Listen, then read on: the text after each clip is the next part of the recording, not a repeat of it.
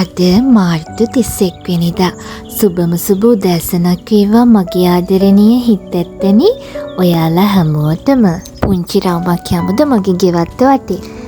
ඉතින් අම්මා එක්ක බීජ පැල ගෙනල්ලා ඒ බීජ හිටවලා පුංචි පැලේ ඉඳලා අද ටිකින් ටික වර්ධනය වෙලා මේ විදියට දකිද්දි හිතට දැනෙන සතුට අප්‍රමාණයි. ඉතින් ඒ දවස්වල තිබ්බ තද රස්නේ හින්දා බොහෝම අමාරුවෙන් තමයි අපි මේ විදියට මේ පැල ආරක්ෂා කරගත්තේ. ඉතින් මේ හැම දෙයකින්ම ජීවිතේ ඉගෙනගත්ත පාඩමක් තියෙනවා. සබාදහමට ලං වෙන්න අපේ ජීවිතත් ඒ වගේම වෙනස් වෙනවා. අපේ ජීවිත හැදවෙනවා. බීජයකින් පුංචි පැලයක් හටගෙන උස් මහත් වෙලා අස්වැන්නක් නෙලන තාක්කල් ඒ වගේම ලස්සනට පිපෙන මල්. ඉතින් මේ හැම දෙයක්ම විඳ ගන්න දැක බලා ගන්න අපිට කාලයක් ගත වුණා. ඒ වගේ තමයි අපේ ජීවිතවල අරමුණු තියෙන්න පුළුවන්.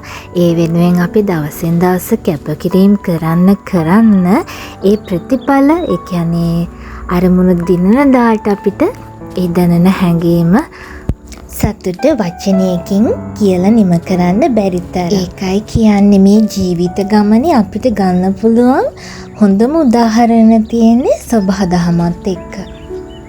ජීවිතේ උදා වෙන හැම දවසකටම සතුටින් මුහුණ දෙන්න සූදානම් වෙන්න. පුංචි උස් පහත් වීම වෙන්න පුළුවන්. ඒ දේවල් දරා ගන්න අපි ශක්තිමත් වෙන්න ඕන. හරියට මේ මල් පිපෙනවා වගේ අපේ ජීවිතවලත් අපි අරමුණු දිනා ගන්න දවසට කොච්චරනම් සතුට වෙනවද? ඒ නිසා තමන්ගේ ජීවිතේ තමන් කොහොමද හැද කරගන්නේ කියලා ඒ තීරණය තියෙන්නේ තමන්ගේ අතේ. තමන් හිතන සිතුවිලි අනුව. ඉතින් හැම මොහොතකම ධනාත්මකව හිතන්න පුරුදු වෙන්න. ඉතින් මේ ජීවිතේ හැම දෙයකටම හැම සිදුවීමකටම යම් කාලයක් ගත වෙනවා.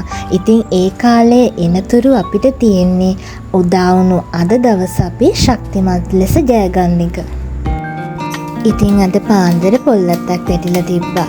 දැන් ඒක මේ හීනියට මේ විදියට කොටස් වශයෙන් කපා ගත්තා.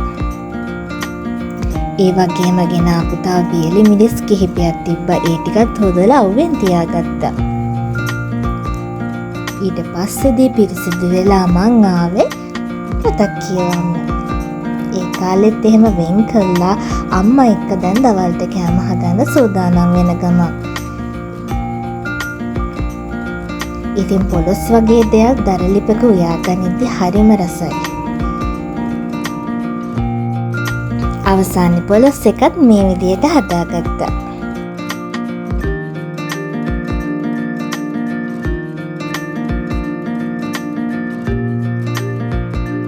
ඉතින් අද දවල්ට එව්වේ පරිප්පු එක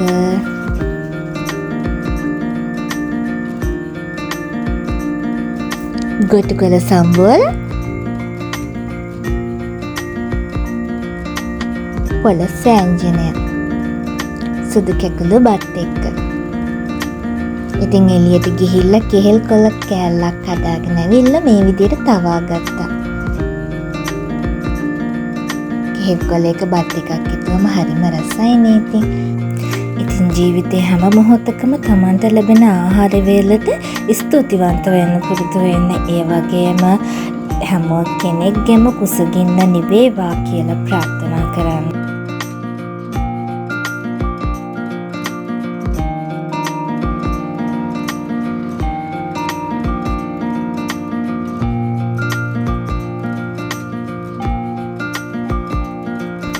ඉතින් හවස් වෙද්දී මිරිස් ටිකත් වේලිලා තිබ්බ හින්දා අම්මා මේ විදියට බ්ලෙන්ඩර් කරගත්තා. වේලුණු මිරිස් කරල් ටික. මොකද අවුරුද්දක් ලං වෙන හින්දා 3-5 ටික ටිකින් ටික හදාගන්න ඕන. අම්මා ගෙදර තමයි 3-5 වර්ග හදාගන්නේ. අපි සාමාන්‍යයෙන් කඩෙන් ගන්නවා අඩුයි.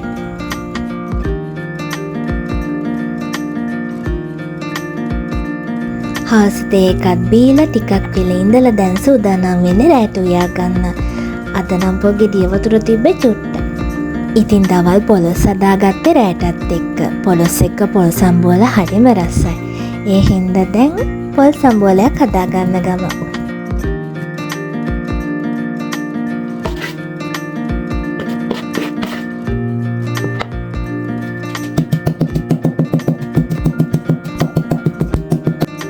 දැන් හැමදේම සූදානම්.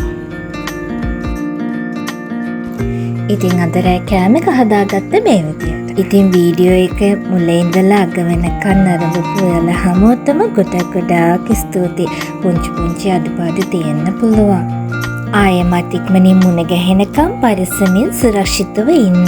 බුදු සරණයි ඔයාලා හැමෝටම ගොඩක් ආදරේ.